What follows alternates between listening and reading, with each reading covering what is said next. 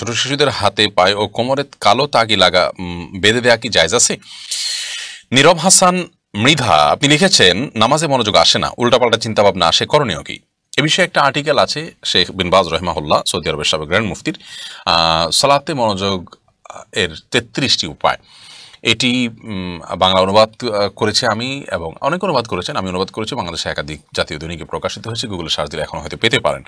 তো এই ৩৩ উপায় তো আর বলা এখন সম্ভব নয়, তবে সংক্ষেপে আমরা এক দুটি বলতে পারি। সালাতে মনোযোগ আসার জন্য আপনি সালাতে কি পড়ছেন অর্থগুলো বুঝে বুঝে পড়ার চেষ্টা করুন, এক। দ্বিতীয়ত, সালাতে মনোযোগ আসার জন্য সালাদকে ধীরস্থিরভাবে পড়ার কোনো বিকল্প নাই। আপনি যত সময় নিয়ে পড়বেন, আপনি প্ল্যান করেন যে প্রতিটা রোকনকে খুব ধীরে ধীরে সময় নিয়ে আদায় করবেন। সূরা ফাতিহা পড়বেন, এরপর একটু গ্যাপ দিয়ে একটা সূরা পড়বেন, একটা সূরা শেষ হলো তারপর একটু গ্যাপ দিয়ে তারপর রুকুতে যাবেন, তাও আস্তে আস্তে পড়বেন, আস্তে আস্তে যাবেন, রুকুতে গিয়ে স্থির হয়ে তারপর তাসবিহ পাঠ শুরু করবেন, এবং তাসবিহ পাঠ শেষ করে একটু অপেক্ষা করে তারপর আপনি দাঁড়াবেন। এভাবে যখন প্রতিটি রোকনকে খুবই ধীরস্থিরতার সাথে করবেন, ইনশাআল্লাহ তাআলা আপনি সালাতের ভিতরে মনোযোগ আসছে সেটি লক্ষ্য রাখবেন। তাছাড়া আপনি আল্লাহ তার কাছে দোয়াও করবেন সালাতে মনোযোগ আসার জন্য। নিজের প্রতি নিজে বিভিন্ন রকমের দণ্ড আরোপ করতে পারেন যে সালাতে মনোযোগ না হলে আমি তাহলে নফল সালাত বাড়িয়ে পড়বো, দান সাদকা করবো, ইত্যাদি ইত্যাদি।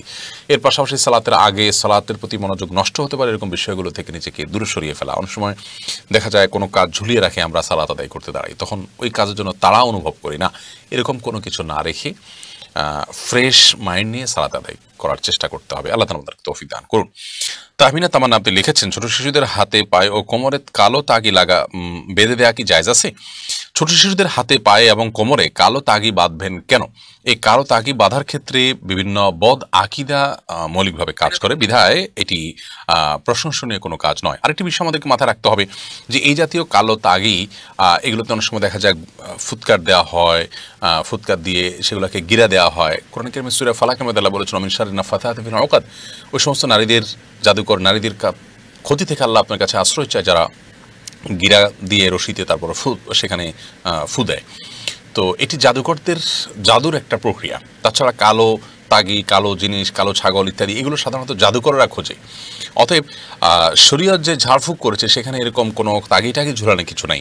অনেক সময় বাচ্চাদের কোমরে আপনার গ্রামে দেখা যায় তাগি ইত্যাদি বাঁধা হয় এজন্য, যাতে করে তার ওই যে এখন তো অনেকেই প্যাম্পার্স ব্যবহার করছেন, যখন প্যাম্পার্সের এত প্রচলন ছিল না, কিংবা এখনও যারা প্যাম্পার্স ব্যবহার করে না নর্মালি, তারা তেনা ইত্যাদি দিয়ে রাখেন বাচ্চার পেশাব পায়খানার জন্য।